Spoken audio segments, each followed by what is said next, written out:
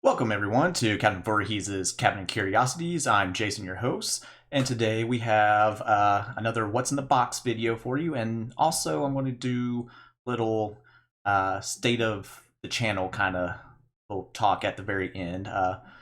Just kind of get you guys up to date what's been going on, what the future holds, all that good stuff.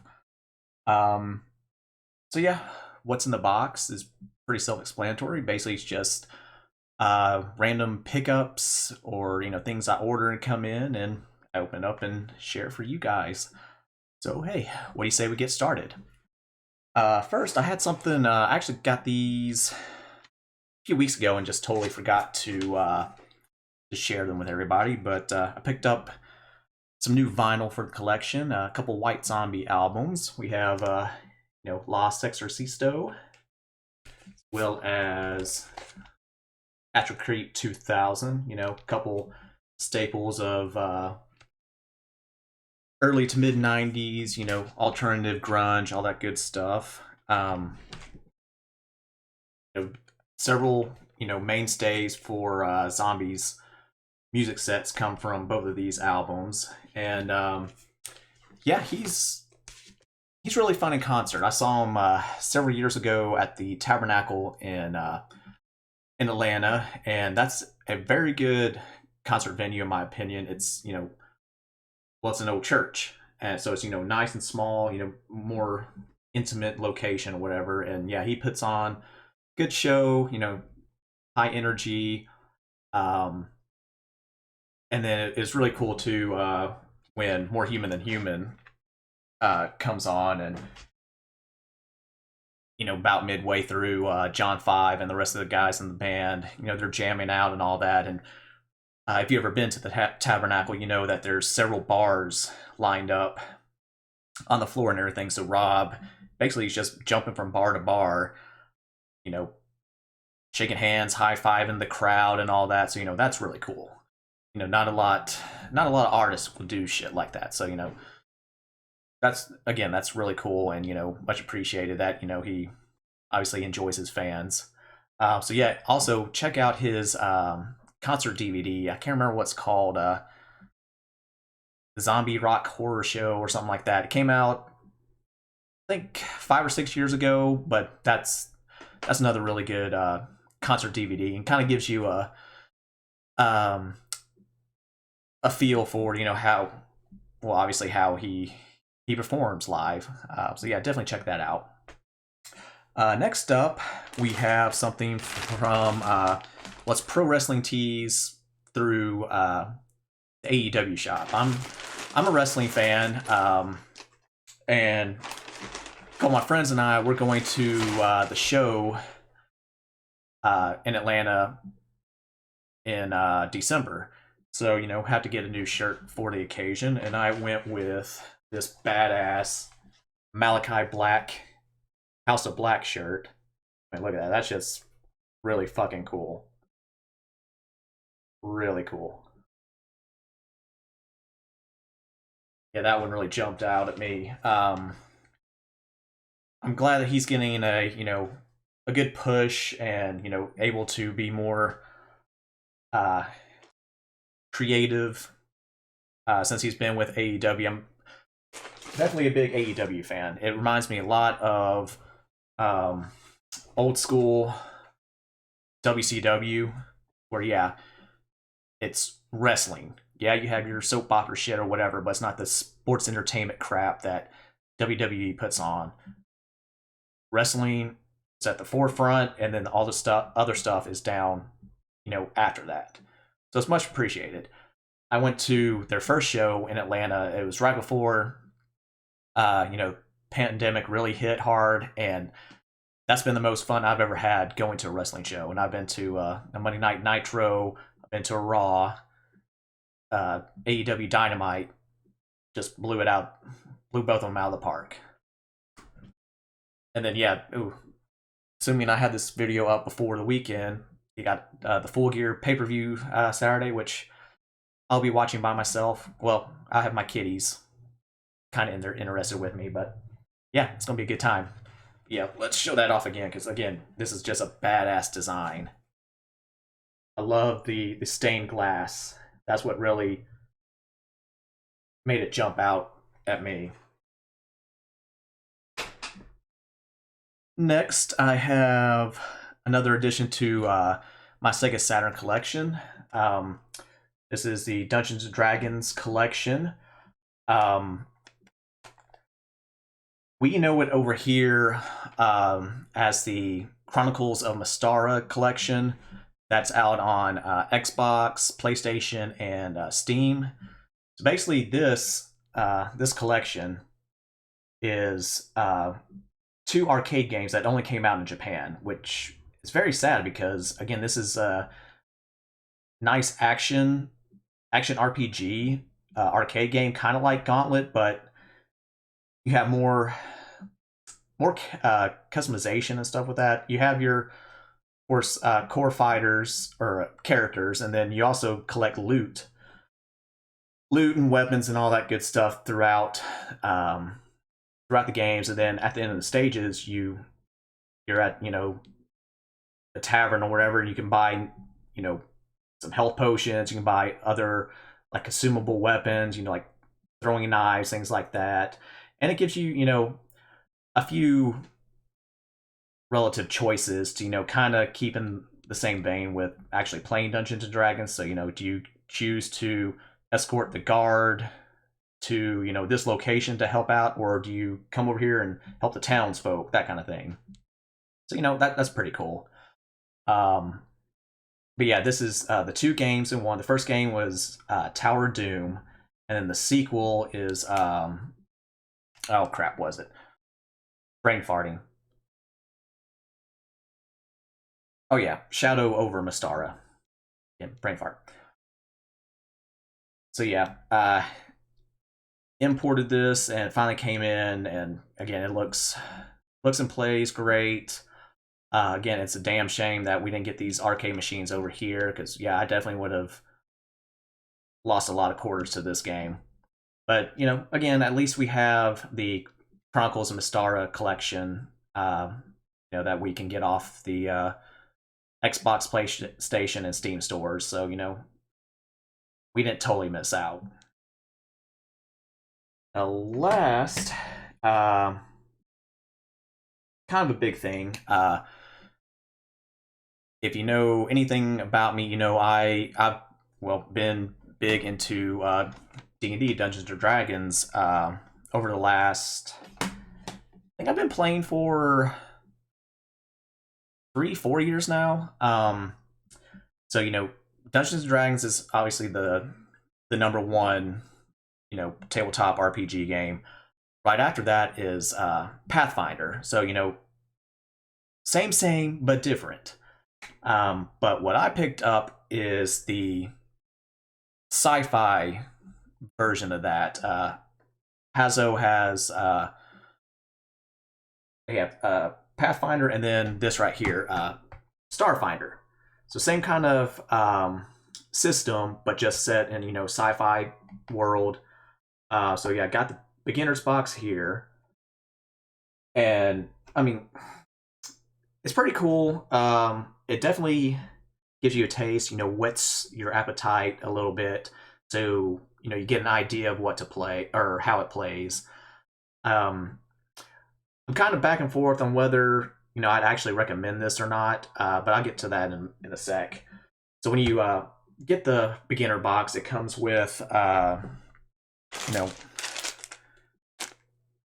set of polyhedral dice, everything you need to roll, make your character, your decisions, all that good stuff. It also has several pre-generated characters, so that way you can just go ahead and jump in if you want to, instead of flat out making your character. It also comes with some extra character sheets, so when you're more comfortable playing the game and everything, you can actually make your own character from scratch. Got the Hero's Handbook to help you with that. Nice, feels nice, great illustrations, and again, gives you the basics of what you need to start the game. It also has a Game Master's Guide. So that's the person that will be running your adventure. D&D has your Dungeon Master. Paizo calls it Game Master. Same thing. So yeah, basically it has just a couple little, short quests or adventures to, again, get the juices flowing, get you an idea of, how the game plays. Another cool thing, it comes with a little fold-out grid that's, dry erase friendly. It's double-sided also, so really cool. And then also has little character punch-outs plus their little, stands. These, they're all right. More so just kind of filler. If you don't own any miniatures or whatever, so that's not bad. Oh, and then also it has a little character or little cards that basically tells you what you can do on your turn, and then on the back side of it has the various conditions and what they do, how you take care of it, that kind of thing. Yeah, whether I recommend, again, I do and I don't like this. It's nice. Again, that gives you an idea of what goes on in the game. But on the other side of that, it's also very, very watered down. So basically, if you've already played D&D or anything like that, you should already have a general idea. Just few things are worded differently and kind of play out differently. But you really find it out if you use the pre-gen character, because your sheet is definitely nerfed to where there's certain stats and other things not available that's on the regular character sheet. Because there's a different system on there. You have like your hit points, and then you have your stamina points, which is basically kind of like temporary HP in Dungeons and Dragons, and then you have resolve points. You have a couple different saves than what you do in Dungeons and Dragons. So, that aside, it's pretty much the same thing. If you just want to kind of jump in and start an adventure with your friends or whatever, yeah, definitely pick it up. But veterans, you can probably pass on it and you'll be all right. But in that same vein, I also picked up Starfinder Core Rule Book, the Character Operations Manual, tongue-tied, and then the first volume of the Alien Archive. So these two. This is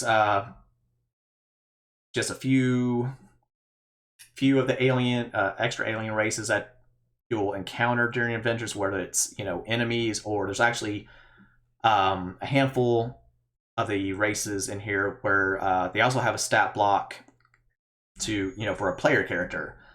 Some of them, I don't know, personally I don't really see being viable for the most part in a standard campaign. Some bullshit one shots, that's one thing, but again, it's cool that you actually have the option and they expanded upon that. So definitely props for to Paizo for that. And then yeah, the character, the operations manual, again, adds a couple more classes for your current classes that are available in the core rule book.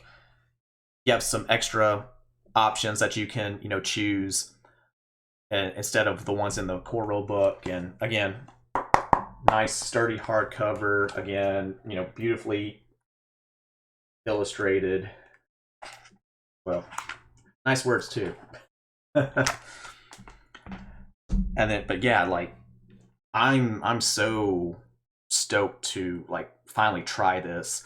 But let's go ahead and compare that to the D&D Player's Handbook. So look how much thicker the Starfinder book is compared to the Dungeons and Dragons. Starfinder, and I guess by extension Pathfinder, I haven't actually dove into playing that, but I imagine it's pretty much the same. There's so many more customization options, whether it's your character, your appearance with that, your weapons and gear and all that. So much more customization. You can tweak like your gear, whether it's your armor, weapons, whatever. They have augment slots, so you can piece together what kind of build you want right there, instead of random loot drops from whatever your DM decides to grant you. You can pop in the store and you can buy buy an augment right there, put in your gear, and boom, you're doing whatever extra ability that you just purchase in game. And also with Starfinder, some of the other core books, well, extra books and everything, you can build. It gives you guidelines to build entire worlds. That's pretty fucking awesome. As far as I know, again, I've been playing D&D for about 3.5 years now. There's nothing like that. You can take things from different books and kind of piece together, but you can't just outright build from the books. Or I mean, obviously your DM or whatever can come up with their other stuff, but still, you can basically take any sci-fi horror adventure or whatever and build it, and your Starfinders can play through it. So with my other group that we're about to start with this, I'm so stoked to try that out, because yeah, just the amount of nerd knowledge and everything from movies and music and all that, to just potentially playing some of that shit out. It's going to be awesome. And again, yeah, huge book. Oh, and this also, you have so yeah, your planet hopping and everything. You can also have spaceship battles. I mean, enough said right there. Pretty awesome. But there you have it, as far as my pickups. And then yeah, sorry, I want to go ahead and apologize for not dropping a lot of content here lately. Got a few things going on.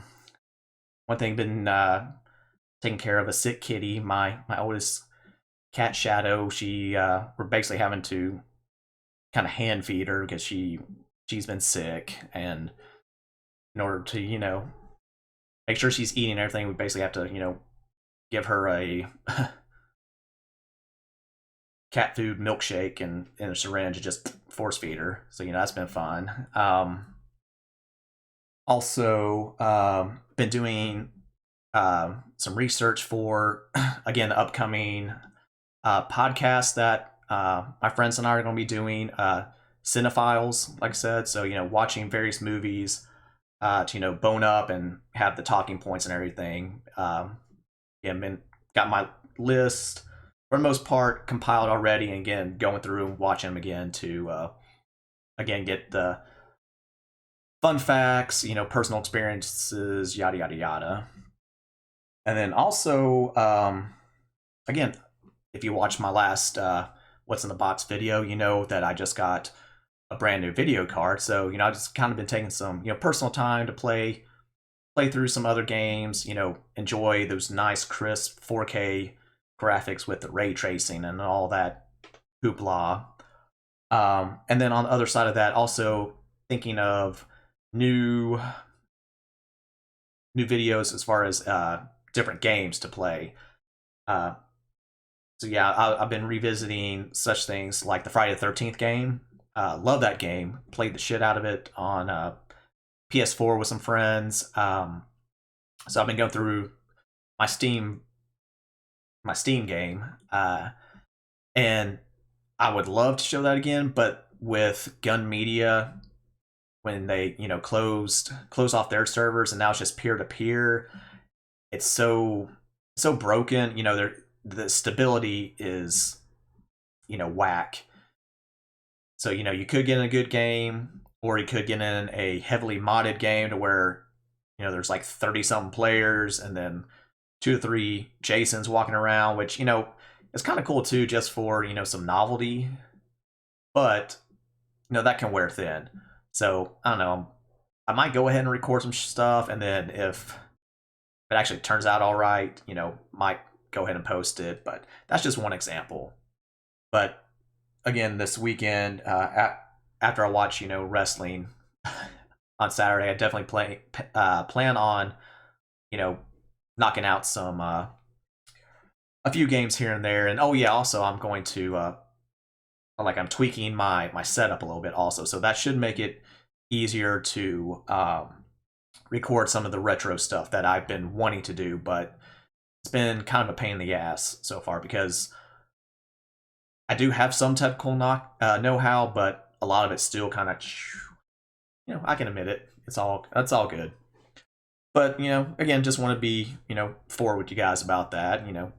Again, I appreciate everybody that not only has subscribed to the channel, but watches my videos. Means a lot. Yeah, just keep liking, sharing, subscribing, hitting the notification, all that good stuff. And yeah, I'll come at you with some more stuff here really soon. Thanks again. Peace.